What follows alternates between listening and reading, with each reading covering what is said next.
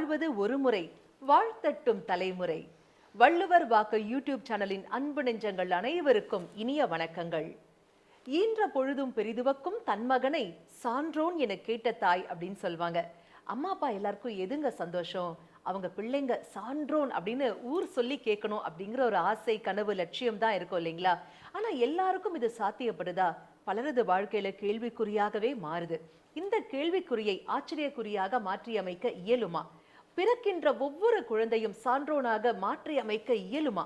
இது குறித்த தெளிவான விளக்கங்களை நமக்காகவே எடுத்துரைப்பதற்காக நம்ம அரங்கிற்கு வருகை தந்திருக்காரு பாரம்பரிய திருவள்ளுவர் குல வம்சத்தில் தோன்றிய பொக்கிஷம், ஆதிகால பரிகார செம்மல், பிரசன்ன ஜோதிட ஞானி டாக்டர் திரு சுபம் மாரிமுத்து ஐயா அவர்கள் நமக்காகவே நம்ம அரங்கிற்கு வருகை தந்திருக்காரு.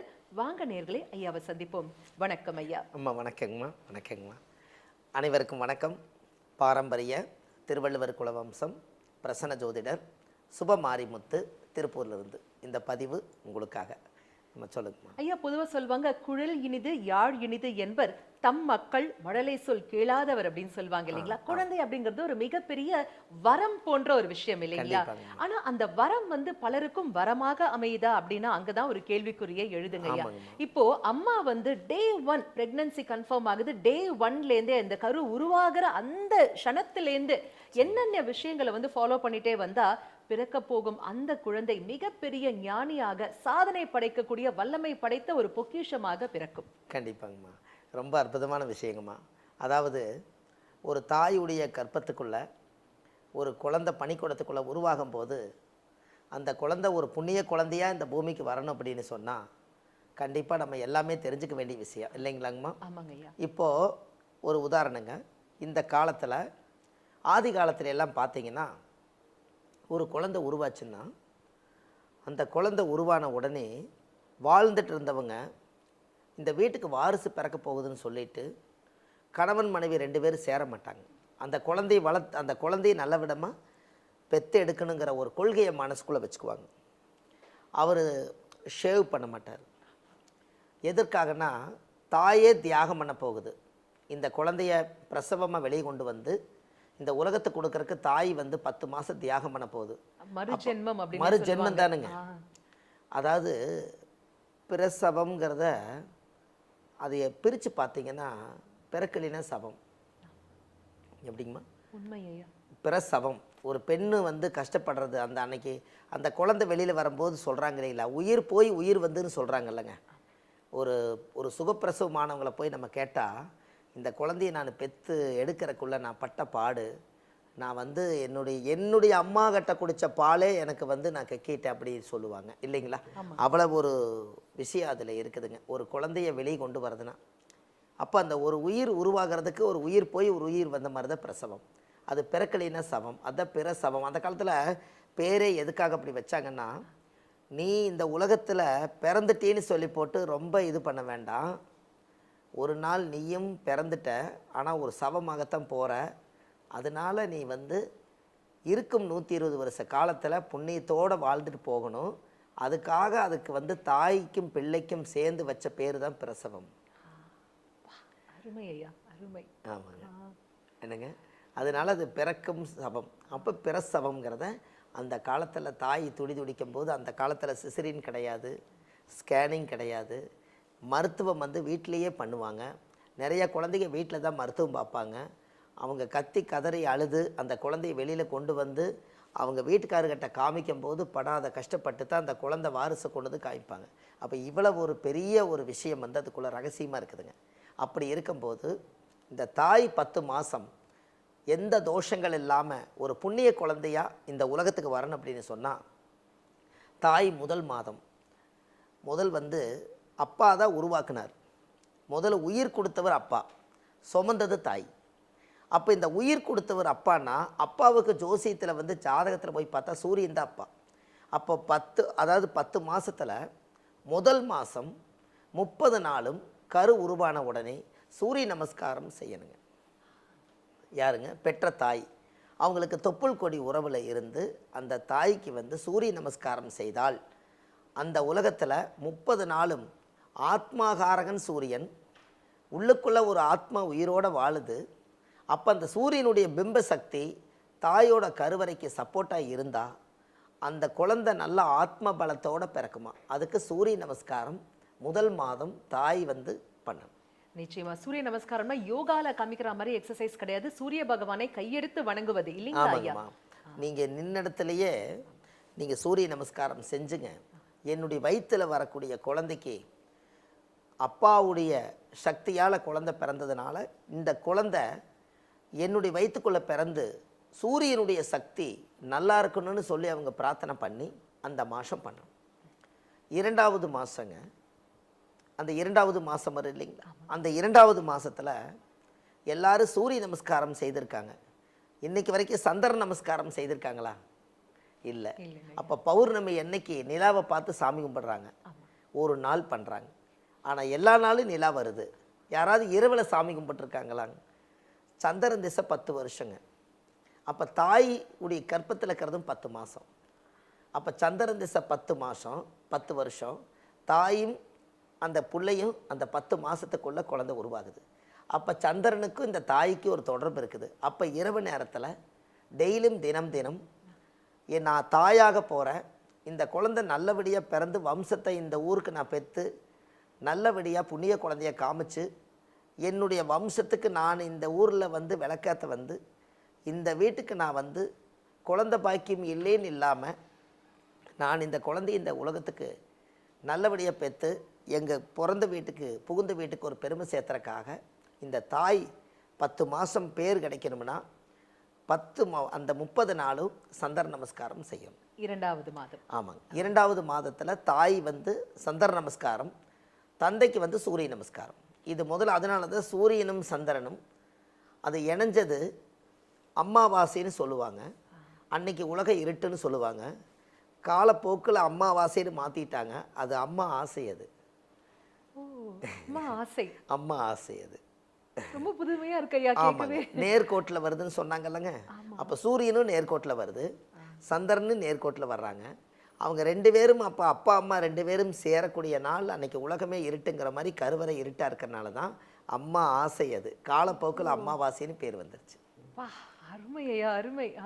நீங்க ஒரு மிகப்பெரிய ஒரு என்சைக்ளோபீடியா அப்படின்னே தான் சொல்லணும். ஏன்னா ஒவ்வொன்றுக்கும் நீங்க கொடுக்கக்கூடிய பதில்கள் பாத்தீங்கன்னாக்கா ஆச்சரியமூட்டக்கூடிய வகையில தாங்க ஐயா இருக்கு. தொடர்ந்து பேசுவோம் ஐயா. அருமை. ஆமாம், அம்மா ஆசை. அது அப்புறம் அம்மா சுட்ட தோசை நல்லா அப்புறம் குழந்தைக்கு ஊட்டும் போது அப்போ அம்மா ஆசை தானே அதுங்க. அப்போ அம்மா ஆசை தானே. அப்போ சந்திரன். அப்போ 2வது மாதம். இந்த 3வது மாதம் வந்து ஒரு தைரியம் வீரியமாக இருக்கணும், இந்த குழந்தை நல்லா இருக்கணும் அப்படின்னு ப்ரேயர் பண்ணோம்னா ஜாதகத்தில் போய் பார்த்தீங்கன்னா தைரியத்துக்கு உண்டான கிரகம் வந்து செவ்வாய். அந்த செவ்வாயாக இருக்கிறனால 6 வட வீடு கொண்ட திருமுருகனுடைய படத்தவோ இல்லை கோவில்லையோ போய் வீட்டுக்காரோ அவங்க சம்பந்தியோ இவங்கள யாரோ ஒருத்தர் போய் 6 வட வீட்டுக்கும் தேங்காயை உடைச்சி பூஜை பண்ணி சாமி கும்பிட்டு வந்தால் அந்த குடும்பத்தில் அந்த செவ்வாய்ங்கிற கிரகம் முருகன் தைரியமாக இருக்குங்களாம். அப்படி ஒரு வேளை என்னால் கோயிலுக்கு போக முடியலனாலும் 6 முகம் உள்ள கடவுளை வீட்டில் வச்சே அந்த மாதம் அதுக்கு டெய்லி ஒரு விளக்கு போட்டு 6 விளக்கு தீபம் போட்டு அந்த 3வது மாதம் சாமி கும்பிட்டால் வயிற்றில் வளரக்கூடிய குழந்தைக்கு பயம் எதுவும் இல்லாமல் தைரியமான குழந்தைய இந்த உலகத்துக்கு வருங்களா. அருமை ஐயா. அது 3வது மாதம். அடுத்தது 4வது மாதம். இந்த 4ஆம் இடம் என்பது தாய், தாய் ஸ்தானம். காலச்சக்கரத்துக்கு மேசத்துக்கு 4ஆம் இடம் தான் சந்திரன். இந்த 4க்கு உடையவர் சந்திரன் வந்து உச்சமாக இருக்கிறனால ஒரு ஜாதகத்தில் ரிஷபராசியில் தான் சந்திரன் உச்சமாக இருப்பார். அந்த 4வது மாதத்தில் மட்டும் பசுமாடை வீட்டுக்கு கூட்டிகிட்டு வந்து அந்த பசுமாட்டுக்கு வந்து 4 பாதத்துக்கு கழுவி விட்டு பொட்டு சந்தனம் வச்சு பூஜை பண்ணி அந்த பசுமாடுக்கு ஒரு 19 முறை கர்ப்பிணி பெண்ணை சுற்றி என்னுடைய வயிற்றில் வளரக்கூடிய குழந்தை நல்லபடியாக பிறந்து அந்த குழந்தைக்கு என்னுடைய உடலில் இருந்து பால் சுரக்கக்கூடிய சக்தி இல்லாமல் போயிடக்கூடாதுங்கிறதுக்காக பால் சக்தி உள்ள பசுமாடவே அட்வான்ஸாக அவங்க பாத பூஜை பண்ணி சாமி கும்பிட்டால் அந்த தாய்க்கு என்னைக்கும் பிறக்கும் குழந்தைக்கு தாய்ப்பால் நிறைஞ்சிருக்குங்களா. அருமை. ஆனால் இதெல்லாம் பண்ணும்போது ஒரு விஷயம் பார்த்துக்கணும். ஏன்னா வந்து மாட்டுக்காரங்க கூட இருக்கிற மாதிரி பார்த்துக்கோங்க, கொஞ்சம் ஜாக்கிரதையாகவும் பண்ணணும் இல்லைங்களா ஐயா? அது ஒன்று. ஏன்னா கர்ப்பிணியாக இருக்காங்க ஒன்று. இதில் இன்னொரு விஷயம் பாருங்கள், இந்த 4வது மாதத்தில் ஏன் நம்ம இந்த பசுமாடை உள்ளே கொண்டு வந்து ஆதிகால பரிகாரத்தில் வச்சோம்னா 4ஆம் அதிபதி வந்து சந்திரன், அது ரிஷப ராசியில் உச்சமாக இருக்கனா ரிஷபம் தான் மாடு, அதனால பசுமாட்டை இங்கே உள்ளே கொண்டு வரணும். அப்பா அருமை ஐயா. அதனால பசுமாடை 19 முறை நீங்கள் சாதாரணமாக ஏன் 19ங்க அது? அதை 9 1 கூட்டினீங்கன்னா எவ்வளோங்க? 10. அதனால தான் தாய் 10 மாசத்துக்கு சந்திரனுடைய ஆதிக்கமாக வருதுங்க. என்னங்கம்மா? சரிங்க ஐயா. இன்னும் சொல்ல போனால் அருமை. ஆமாங்க. சூரியன் எத்தனாவது? சூரியன் திசை 6 வருஷங்க. அப்போ சூரியன் எத்தனை மணிக்கு உதயமாகுது? 6 6 மணிக்கு. மணி. அதனால 6 வருஷமா இந்த உலகத்தில் சித்தர்கள் வகுத்திருக்காங்க. சந்திரன் திசை 10 வருஷம். அப்போ தாயுடைய கர்ப்பத்தில் ஒரு குழந்தை 10 மாதம் பிறக்குது. அந்த 10 தான் அந்த 10 மாற்றிருக்காங்க. எல்லாமே அந்த காலத்தில் விஞ்ஞானபூர்வமாக தான் உருவாக்கியிருக்காங்க. ஆச்சரியமா இருக்கு ஐயா. நிச்சயமா இது வரைக்கும் கேட்காத விஷயங்கள் இவ்வளவும், ஒவ்வொரு விஷயமும் நம்ம வாழ்க்கையில வந்து அன்றாடம் பார்க்கக்கூடியதே வந்து எவ்வளவு அழகா நம்மளுடைய முன்னோர்கள் வந்து மெய்ஞானத்தையும் விஞ்ஞானத்தையும் கனெக்ட் பண்ணி செஞ்சிருக்காங்க அப்படின்னு ரொம்ப தெளிவா சொல்றீங்க ஐயா. நீங்க இந்த 4ஆம் இட கடக வீடுன்னு நீங்க சொன்னீங்க இல்லைங்களா? ஆமா. அந்த ராசியில ஒரு கிரகம் உச்சமாவார். எல்லா கிரகம் எங்கெங்கேயோ உச்சமா, குரு மட்டும்தான் அங்கே உச்சமாவாருங்க. எங்கேங்க? கடகராசியில். கடகராசியில் குரு உச்சமா இருப்பார். ஆனால் குரு திசை எத்தனை வருஷம்னு பார்த்தீங்கன்னா உங்களுக்கு தெரியுமா? குரு திசை 16 வருஷங்க. 16. அந்த 16 செல்வங்களும் பெற்று பெருவாள் வாழுனது அந்த 16 வருஷங்கிறது கடகத்தில் தான் வச்சுருப்பாங்க. அதை ஒரு ஜோசியத்தில் ஒருத்தர் கேட்டார், 16 வருஷம் எப்படி வந்தது அப்படின்னு. குருவுக்கு ஏன் 16 வருஷம்னு வச்சாங்க? மேசத்துலேருந்து மீன வரைக்கும் என்னீங்கன்னா 12ங்களா? ஆமாங்க ஐயா. மறுபடியும் மேசத்தை என்னன்னீங்கன்னா 13, ரிஷபம் 14, மிதுனம் 15, கடகம் 16. அதனால 16 குரு உச்சம். எப்படிங்க? ஓ, ஓகேங்க ஐயா. ஓகே அப்பா, ரொம்ப வித்தியாசமான ஒரு கோணத்துல நீங்க ஒவ்வொரு விஷயமும் சொல்றீங்க ஐயா. ஆமாங்க. ஜோதிடத்தில் ஆழமாக உள்ளே போய் பார்த்தோம்னா சயின்டிஃபிக்காக எல்லாமே ஃபிக்ஸடாக அந்த காலச்சக்கரத்தை பேட்டர்ன் போட்டு தான் இந்த உலகத்துக்கு விஞ்ஞானமாக ஜோதிடம்னு வச்சுருக்காங்க. ஜோதிடம்னா என்ன? நம்ம ஒருத்தர் ஜாதகம் பார்க்க வரும்போது அந்த ஜாதகத்தை வாங்கி சோதிச்சு திடமாக சொல்லு, அதனால ஜோதிடம். என்னங்கம்மா? நிச்சயமா. ஆமாம். ஜாதகம் பார்க்க வர்றேன்னு சொன்னது எதற்காக? என்னுடைய வாழ்க்கையில் பாதகமாக போயிட்டுருக்கறனால நம்ம ஜோசியர்கிட்ட வந்தால் எனக்கு சாதகமாக இருக்கணுங்கிறதுக்காக எனக்கு தெரியாத விஷயத்த ஜோசியர் சொல்லுவார். அதை சொல்லி எனக்கு சாதகமான பலன் சொன்னால் எனக்கு சாதகமாக இருக்குங்கிறதுக்காக சாதகம் பார்க்க நீங்கள் வரீங்க. அருமை ஐயா, அருமை. அதாவது தெரியாத வாழ்க்கையில புரியாத இருண்ட பகுதியில வந்து ஜோதியை காண்பித்து திடத்தை கொடுப்பதற்காகத்தான் ஜோதிடமே உருவாக்கப்பட்டது அப்படின்னு அற்புதமான ஒரு விளக்கம் கொடுத்தீங்க ஐயா. அப்போ இது 4வது மாதம் ரிஷபத்துக்கு வந்து பசுமாட்டுக்கு பூஜைங்க. 5வது மாதம் 5ஆம் இடம் தான் குலதெய்வம், 5ஆம் இடம் தான் புத்திரஸ்தானம். அப்போ நம்மளோட பாரம்பரியத்தை குலதெய்வத்தை போய் சாமிக்கு வந்து அன்னைக்கு வந்து கர்ப்பிணி பெண்ணு போகாட்டிங்க கூட அந்த குடும்பத்தில் 2 குடும்பம் சேர்ந்து தான் அந்த குழந்தைக்கு அந்த காலத்து சொல்லுவாங்க, ஊராம்புளை ஊட்டி வளர்த்துனா தம்புள்ள தானாக வளரும்பாங்க. அது என்ன ஊராம்புளை ஊட்டி வளர்த்துனா தம்புள்ள தானாக வளரும்? நம்ம ஒரு ஊர்லேருந்து நம்ம வீட்டுக்கு ஒரு பிள்ளை கட்டிட்டு வந்துட்டோம், அதனால் அது ஊராம்புள்ள. அதுக்கு வந்து வயிற்றில் மாசமாக இருக்கும்போது அதுக்கு நாக்கு அதெல்லாம் வாய் கசக்கும், மாங்காய் புளிக்கும், தேங்காய் புளிக்கும், அது ஒரு வாந்தி வர மாதிரி இருக்கும். அதனால ஆப்பிள், ஆரஞ்சு, மாதுளம்பழம் எல்லாத்தையும் வாங்கிட்டு வந்து அந்த ஊராம்புள்ளைக்கு நீ ஊட்டி விடுப்பா, உம்புள்ள வயிற்றுக்குள்ளே தானாக வளருதுங்கிறது தான் ஊராம்புள்ளை ஊட்டி வளர்த்தனா தம்புள்ள தானாக வளருன்னு சொன்னதுங்க. அப்பா, எதையுமே முன்னோர்கள் சும்மா சொல்லல, அதுக்குள்ள ஆழ்ந்த அர்த்தங்கள் ஒளிந்து கிடக்கு. கண்டிப்பாங்க. ரொம்ப பழமொழி ரொம்ப நல்லா இருக்குங்க. தெருவில் இருக்கிற பிள்ளைக்கு ஊட்டி விட்டா இவர் பிள்ளை எப்படி வளருங்க? ஊராம்புள்ளைன்னு சொன்னால் யாருன்னே தெரியாதா, நான் கல்யாணம் பண்ணினதுக்கப்புறம் அந்த ஊராம்புள்ளைங்கிறது அப்படி வந்ததுங்க அந்த காலத்தில். நான் நினைச்சேன் தான தர்மம் பண்ணா அந்த தர்மம் நம்ம பிள்ளைய காக்கும், அதை ஏதோ மீன் பண்ணி சொன்னாங்களோன்னு இல்லை, மக்களுமே அப்படித்தான் ஒரு சில பேர் வந்து நினச்சிட்டு இருக்கிறாங்கன்னு நினைக்கிறேங்க. இந்த மாதிரி ஊராம்புள்ளை ஊட்டி வளர்த்தனா தம்புள்ள தானா வளருன்னு. ஊராம்புள்ளை என்பது ஒரு கல்யாணம் பண்ணிட்டு வர்றோம், அந்த பிள்ளையோட இவங்க வாழ்ந்து அந்த குழந்தை கன்சீவ் ஆயிடுச்சு. அதை கன்சீவ் ஆனது அந்த வயிற்றுக்குள்ள குழந்தை வந்து ஊராம்புள்ளைங்கிறது ஊரா வீட்டுக்குள்ளே இருந்து வந்த புள்ளை நம்ம உள்ள அது வயிற்றுக்குள்ளே இருக்குது. அதுக்கு வந்து வாய் இல்லை, தொப்புள் கொடி உறவு கடைசியில் தான் வருங்க. அதுக்கு வந்து குழந்தைக்கு வாய் இல்லாதனால ஊராம்புள்ளையை ஊட்டி வளர்த்தனா அப்படின்னா அவங்க தாய் சாப்பிட்றதை எடுத்துகிட்டு போய் அந்த குழந்தை வளர்ந்து தான் அது அந்த வாரிசோட அந்த வீட்டுக்கு வாரிசோட புள்ள வந்து தானாக உள்ள வளருமா.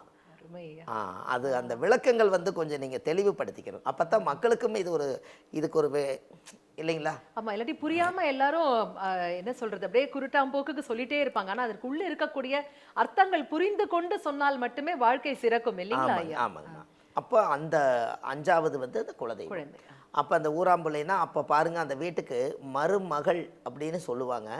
மருமகள் அப்படின்னா அதை பிரித்து